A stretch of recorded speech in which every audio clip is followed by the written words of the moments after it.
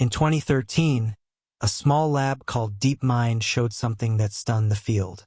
A single AI, watching nothing but the raw pixels of the screen, taught itself to play dozens of Atari games at human level, using the exact same architecture for all of them.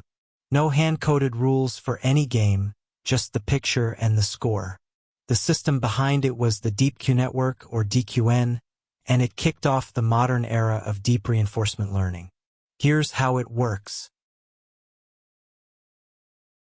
To see what DQN changed, start with the method it grew out of and where that method hit a wall. The classic method here keeps a table. For every state and every action you could take in it, the table stores a Q value, an estimate of the future reward that action would bring. That works beautifully in small, tidy worlds. But when the state is a raw game screen, the number of possible images is effectively infinite. A table like that could never fit in memory, let alone be filled in. DQN throws out the table and drops in a neural network instead. Feed it the screen, and it outputs a Q value for each action all at once. The network learns to generalize across similar-looking states, so it never has to see or store every screen individually. Two screens that look alike get treated alike, for free. That single swap is what let reinforcement learning finally handle raw pixels at scale. Here's the thing, though. Bolting a neural network onto Q-learning is famously unstable. Follow the setup and you'll see the two tricks that made it hold together. It all begins with the raw pixels. The game screen goes straight into the network as input. No features are engineered by hand. No game-specific knowledge is baked in. Just the image, the same way a person would see it. The network processes that image and outputs one Q value per action, its best guess at how much future reward each move is worth right now. Picking the highest one is how the agent decides what to do. Now comes the first stabilizer, experience replay. Every transition the agent lives through gets stored in a memory buffer, and training samples from it randomly rather than in order. That breaks the strong correlation between consecutive frames, which would otherwise make learning wobble and diverge, and it lets each experience be reused many times over. And the second trick is a separate target network, a slowly updated copy of the main one.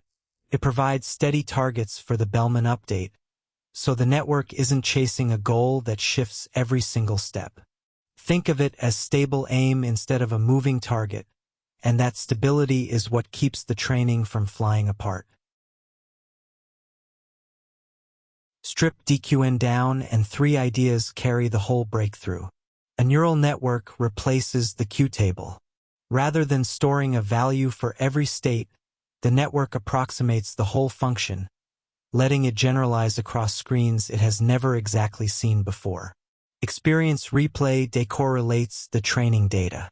By sampling random past transitions from a buffer instead of learning from frames in order, it keeps the network from overfitting to whatever just happened.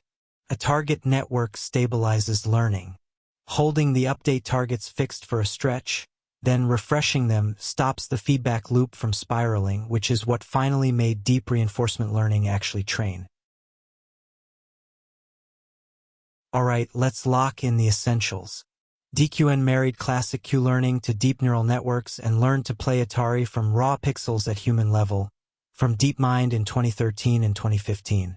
A neural network replaces the impossible Q table, taking the screen as input and outputting a Q value for every action. Experience replay samples random past transitions to break correlations between consecutive frames and steady the training.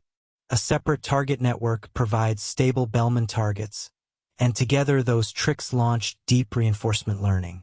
Want more landmark AI ideas unpacked simply? That's exactly what we do over at Standarity.com. See you there.